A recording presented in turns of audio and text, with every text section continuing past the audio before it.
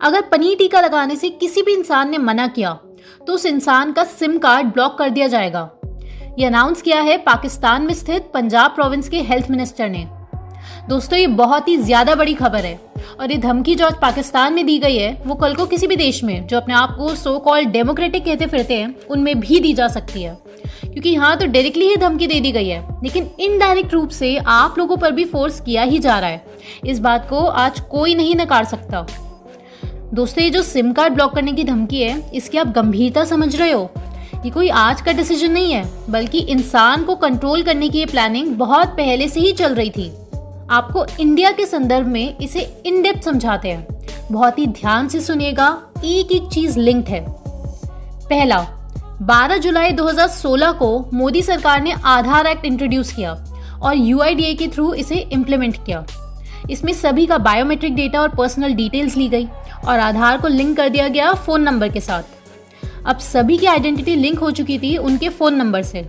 और हम आपको बता देते हैं कि UIDAI के फर्स्ट चेयरमैन जिन्हें अपॉइंट किया वो थे नंदन निलेकनी, इन्फोसिस के को फाउंडर। बस एक ही ट्विटर पे इनका पोस्ट पढ़ लीजिए बिल गेट्स के साथ, सारा गेम आपको खुद क्लियर होने लग जाएगा।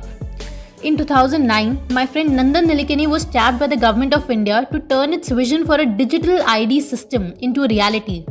A decade later, nearly all of India's 1.3 billion residents are enrolled in this impressive program. और नंदन निलेकनी और ब्लैक का तो इतना अच्छा रिश्ता है कि 2017 में ही नंदन निलेकनी की वाइफ ने अपनी 50% वेल्थ ब्लैक की चैरिटी ऑर्गेनाइजेशन गिविंग प्लेज को डोनेट कर दी। वाह जी वाह। खैर, इस तरीके से आज 93% इंडियंस के पास आधार कार्ड है जो कि उनके फ़ोन नंबर से लिंक्ड है।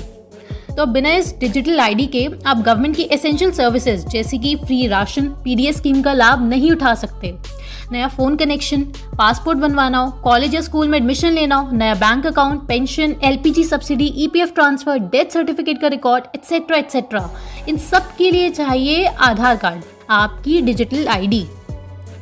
दूसरा, अब 8 नवंबर 2016 को ठीक 4 महीने बाद इंडिया में डीमोनेटाइजेशन हुआ, जिसके बाद इंडिया में एक बहुत बड़ा तबका डिजिटल पेमेंट्स और ई-बैंकिंग की तरफ शिफ्ट होने पर मजबूर हो गया।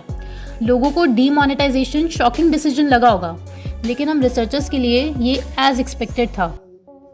अब ऑनलाइन मनी ट्रांसफर बिना सिम कार्ड के, जहाँ पर आपका OTP भी आता है, आपका पेटीएम, गूगल पे तो डायरेक्टली फ़ोन नंबर से लिंक्ड है, तो बिना सिम कार्ड के आपका ही कमाया हुआ पैसा यूज़ करना मुश्किल बनाया जा रहा है। और अर्बन एरियाज़ जो है पाकिस्तान के, वहाँ भी एग्जैक्टली यही चल रहा है। तो वहाँ पे भी बहुत बड़ी तादाद में लोगों का पैसा बैंकों में शिफ्ट कर दिया गया है डिजिटल पाकिस्तान के नाम पर, same on lines of digital India. तो अब पाकिस्तान में लोगों ने खुद का कमाया हुआ पैसा खुद ही सरकार को गिफ्ट कर दिया, क्योंकि अब वो उसे इस्तेमाल नहीं कर सकते क्योंकि उनका सिम कार्ड कर दिया गया है ब्लॉक। दोस्तों, अभी तो फिर भी ATM जैसी चीज़ मौजूद है और उस पर भी बहुत सारी लिमिटेशंस हैं।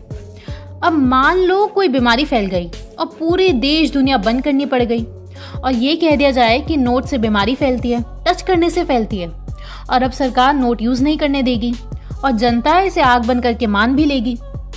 ये ऐसा नहीं लग रहा दोस्तों कि ऐसा ही कुछ टाइम पहले हुआ है हमारे साथ? तो फिर अब आप लोगों पे क्या ऑप्शंस रह गए?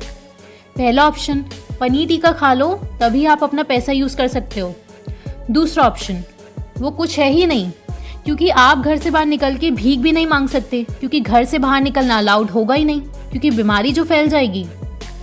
ये दोस्तों इतनी बड़ी चीज़ थी जो पाकिस्तान में हुई, लेकिन किसी भी मीडिया ने इसे कवर नहीं किया, जबकि मीडिया का घर पाकिस्तान के बिना चलता ही नहीं है। अब सोचो इसका क्या कारण है।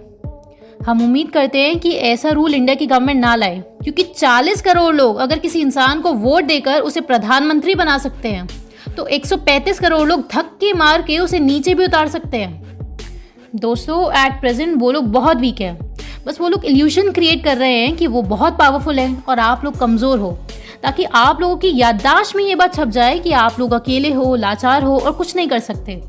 और लाचार दिमाग गुलाम होता है, कभी भी विद्रोह नहीं कर सकता। दोस्तों, इसके ऊपर एक ही खुलासे के साथ हमने बहुत ही इन डेप्थ में वीडियो बना रखी है। ये रही वो वीडियो, आप क्लिक कर लीजिए और लिंक डिस्क्रिप्शन में भी दिया हुआ है। धन्यवाद।